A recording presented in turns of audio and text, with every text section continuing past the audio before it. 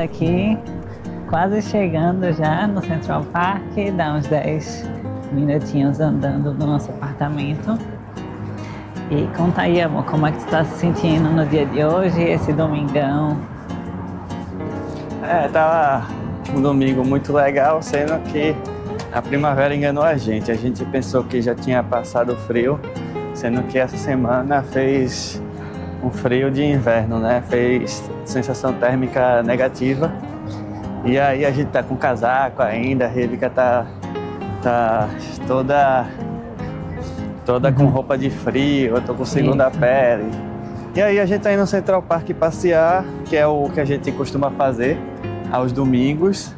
E a gente vai bater um papo aí de alguns assuntos que a Rebeca quer comentar com vocês. Isso, vamos com a gente.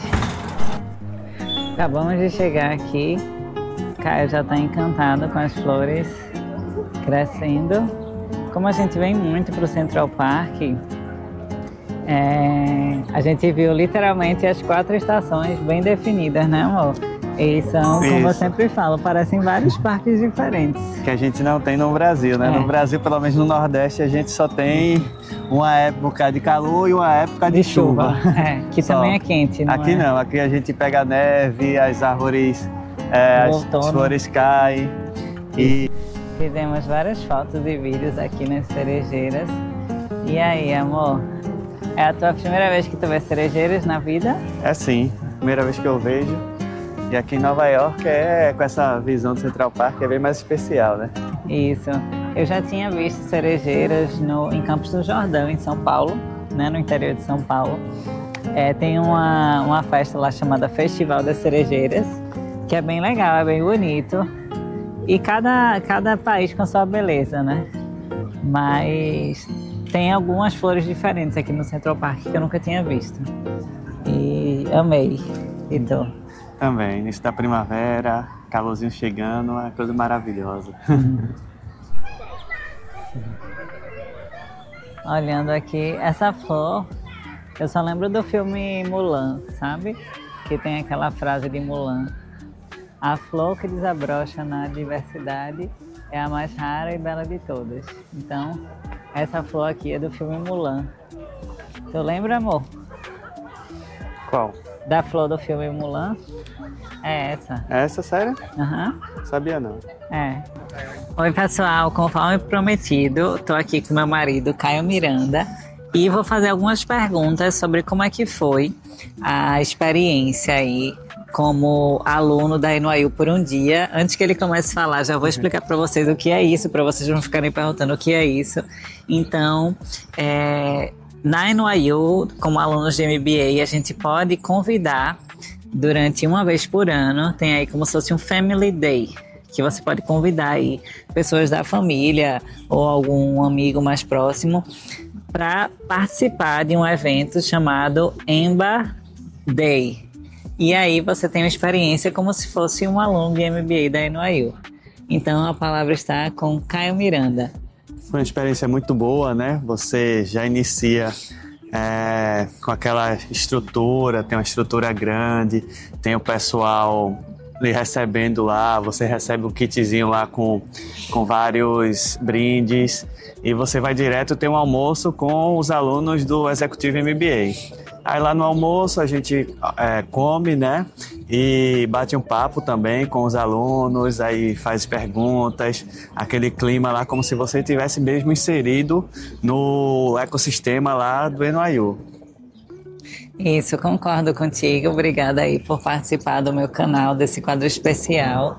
E a próxima pergunta vai ser em relação ao que foi mais impactante para você, assim, na tua primeira impressão, que você chegou na NYU, viu as salas, viu as pessoas. Qual foi a tua primeira impressão aí mais impactante? Você fica encantado, né? Porque você não está acostumado com essa estrutura no Brasil, pelo menos. Eu estudei em boas universidades no Brasil e é diferente, né? A preparação, a situação toda, todo o contexto que você está inserido e também numa estrutura gigantesca, é imenso, lá com várias salas de estudos, cada setor, vamos dizer, o Executive MBA tem o seu sua sala de estudo privativa, vamos dizer assim, tem os seus locais de reunião. Fiquei encantado. Eu posso dizer que eu concordo, eu também estudei, eu já estou no meu terceiro MBA, vai ser meu quarto diploma, então eu estudei em universidades no Brasil que são ótimas, inclusive, mas preciso concordar com o Caio que a estrutura daqui é muito superior. Então é algo aí que com certeza seria um impacto de primeira impressão. A segunda pergunta vai ser em relação a como é que você se sentiu em relação aos americanos, aos colegas internacionais, às pessoas de outros países, inclusive daqui dos Estados Unidos que você conheceu, sejam os colegas, os professores, os meus amigos da NYU. Eu queria que tu contasse um pouquinho a tua experiência aí, como é que foi, como é que tu se sentiu como aluno internacional na NYU. Desde que eu fui com Rivica, né, nos primeiros eventos, eu me senti bem acolhido pelo pessoal aqui de Nova York. Os americanos me encantaram de uma tal maneira, eles são tão receptivos quanto os brasileiros. Pelo menos estou falando minha versão aqui de Nova York, né, que é que eu tenho experiência. E eu me senti em casa, sendo bem sincero. A gente conversa sobre tudo. O pessoal não difere por ser brasileiro ou não. A gente está ali inserido num contexto acadêmico e eles gostam de saber como é nossa cultura, gostam de fazer perguntas sobre como é o Brasil, gostam de ter a visão do nosso entendimento sobre determinado assunto. E isso é o que torna bem interessante esse Executive MBA na NYU, né? Que você tem alunos do mundo inteiro e você tem essa capacidade de ter um contexto global dos assuntos abordados em sala de aula.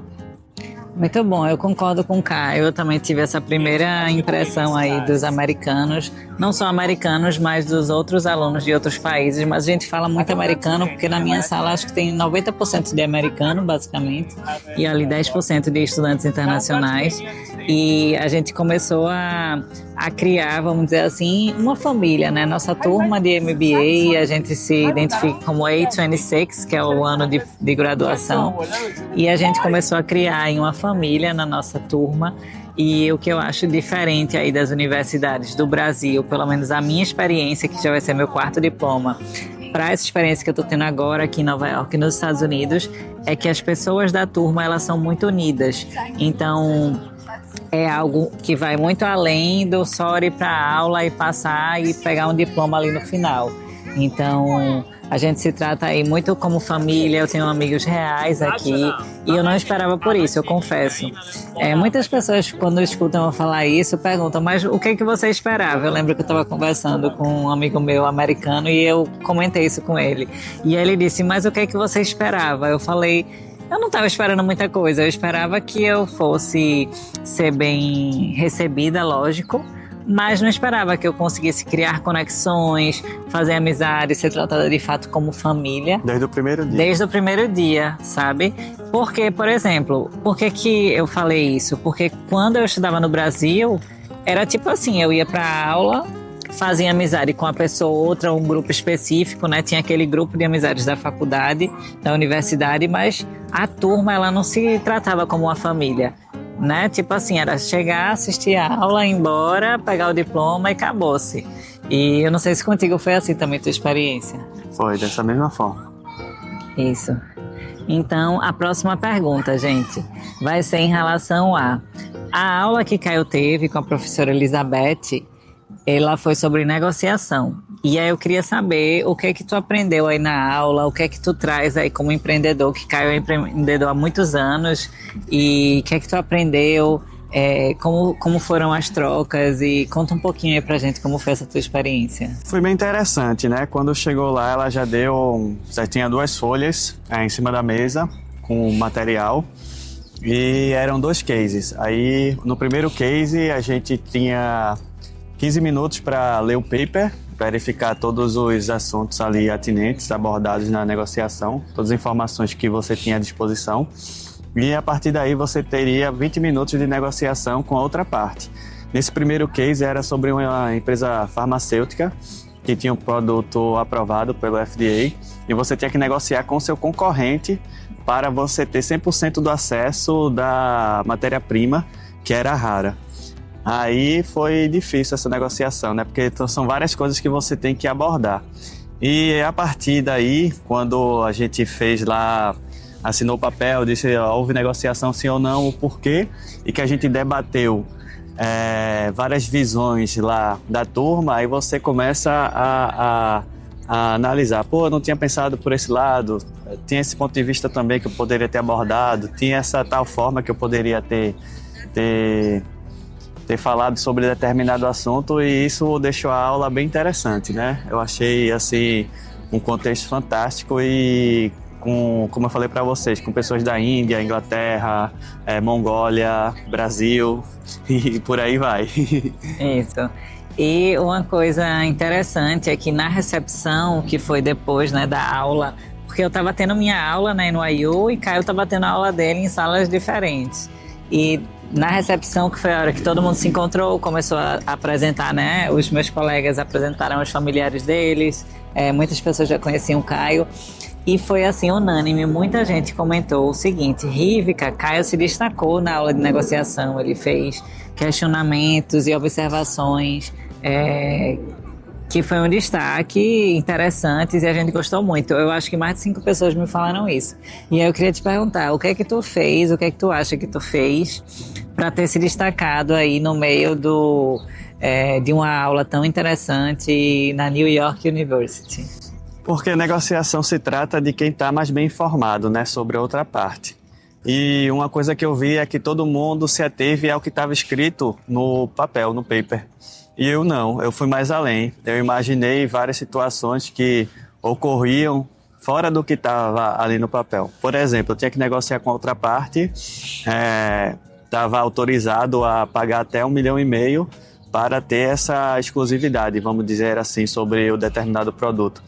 Mas, ao analisar o caso, eu verifiquei que se eu compartilhasse a minha informação para um competidor, era muito mais prejudicial à minha empresa do que aquele 1,5 milhão que eu estaria pagando, né? Na verdade, ele estava tentando, vamos dizer assim, ter essa exclusividade, me pagar entre 1,5 milhão e 2 milhões, e eu estava tentando ter essa exclusividade, tentando pagar ele dessa mesma forma. E eu tive a percepção de que eu não poderia abrir o jogo, porque eu já tinha muito dinheiro investido, né, em pesquisa e desenvolvimento, em testes, em determinadas coisas que não era o caso estar compartilhando. E no case em si, eu precisava de uma determinada matéria-prima que vinha do mesmo produto e a outra empresa de outro. Então não era, vamos dizer, uma concorrência assim direta.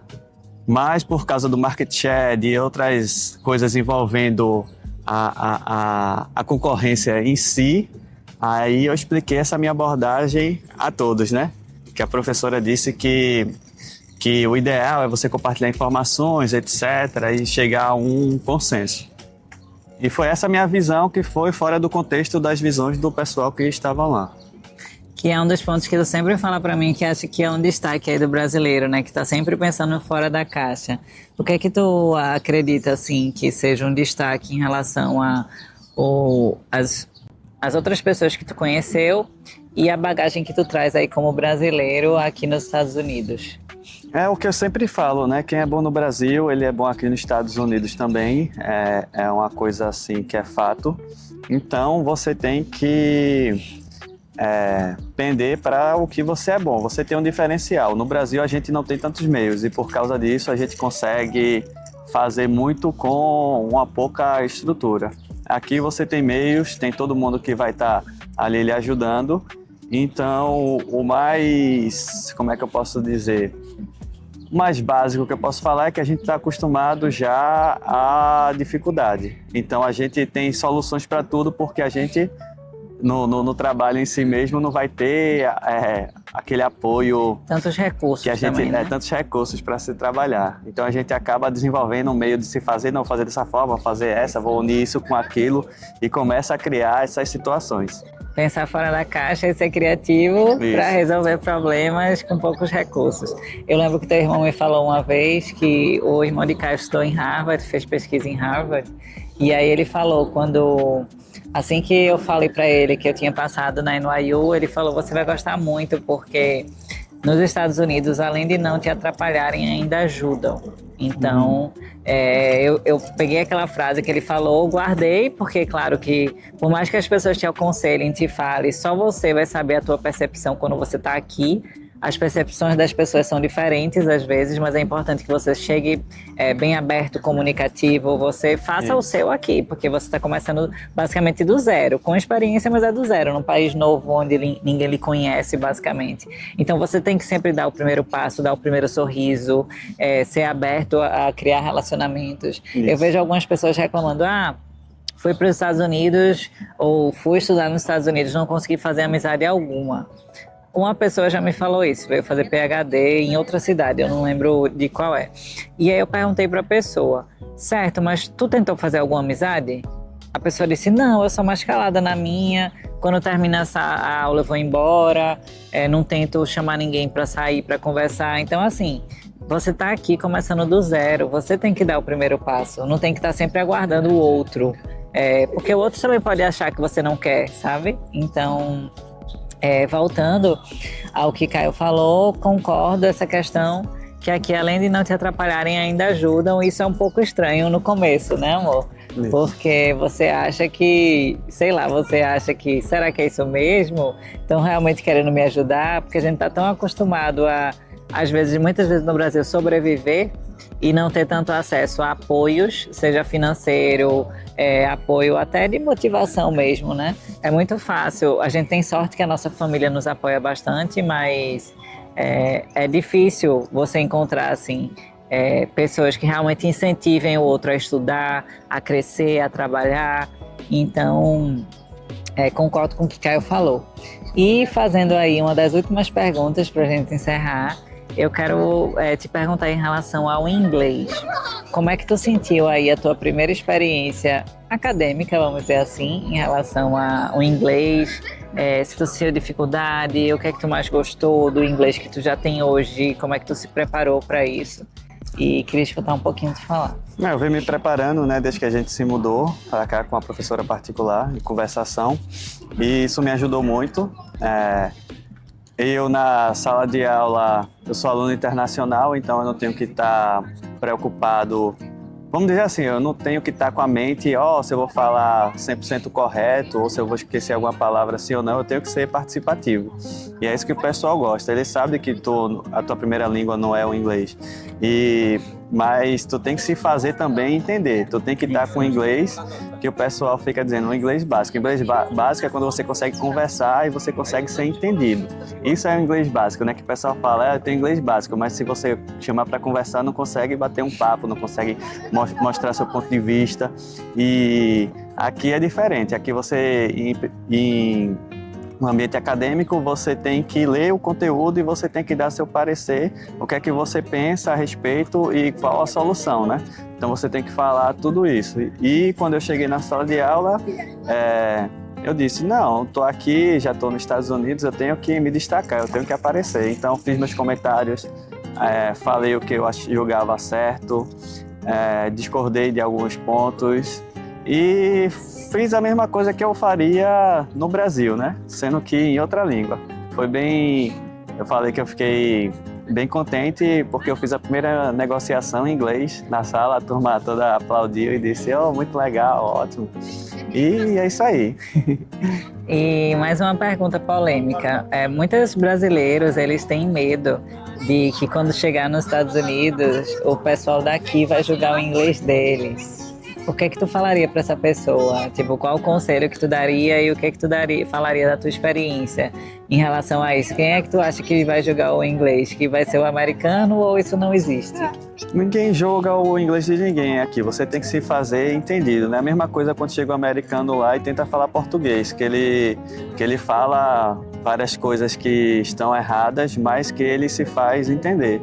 Então, isso é o que é o básico daqui. Então, você tem que se fazer entender e sempre você tem que ir evoluindo, né? Chega a um ponto, quando você vai para o mercado de trabalho, que sua comunicação tem que estar excelente. Agora, no ambiente acadêmico, você pode estar dando esse passo, degrau em degrau, sendo que quando você for para o mercado de trabalho, você tem que estar de uma forma excelente. Por quê? Porque o mercado de trabalho é a concorrência em si, né? Um com o outro, e a comunicação é uma coisa que é primordial. Com certeza. E por último, queria saber aí que conselho tu daria para quem quer estudar nos Estados Unidos, para quem quer estudar na NYU especificamente. Sei que tu tem vontade de estudar na NYU aí num futuro breve e queria saber qual conselho tu daria. O conselho que eu dou para vocês primeiramente, verifique como é que está a sua situação hoje de trabalho, verifique até onde você quer chegar, ou no seu negócio, ou na sua empresa, e veja se isso está à sua altura, ou se você quer algo mais. Se você visualizar que você precisa de algo mais, inevitavelmente você tem que sair do país e tem que ir para um país mais desenvolvido, onde você vai ter uma melhor estrutura, vai ter melhores pagamentos aí sobre o seu salário, melhores remunerações, um país aí onde incentiva o investimento em si. Então é uma coisa, uma dinâmica bem diferente. Aí, na minha visão e na de Rivica, viemos para cá e vamos tentar nossa vida aqui, vamos ter nossas credenciais de MBA, de estrutura, que eu acho que essa é a principal porta de entrada para quem quer vir para os Estados Unidos, é você entrar pela porta da frente, entrar com um diploma bom, que aí você vai ter um emprego bom e vai conseguir aí ter uma vida que você sempre sonhou aqui. Vai ter acesso a portas que só esse tipo de credencial abre. Isso, network, né, gigantesco que você vai fazer com diversas pessoas. Rivica está no Executive MBA na NYU, aqui em Nova York. Então ela lida com vários executivos de Nova York, tem os melhores professores, né, do mundo, tendo toda uma estrutura e uma bagagem de levar esse nome do Executive MBA. Aí quando fala que você é alumni, né, do NYU, o pessoal já lhe olha de outra forma, então isso é bem interessante. Então, muito obrigada aí pela entrevista, fico muito feliz de escutar aí toda a tua trajetória e teu ponto de vista, porque aqui no canal eu falo muito do meu ponto de vista, mas é interessante a gente trazer outro ponto de vista. Muito obrigada e até a próxima, pessoal. Até a próxima, tchau.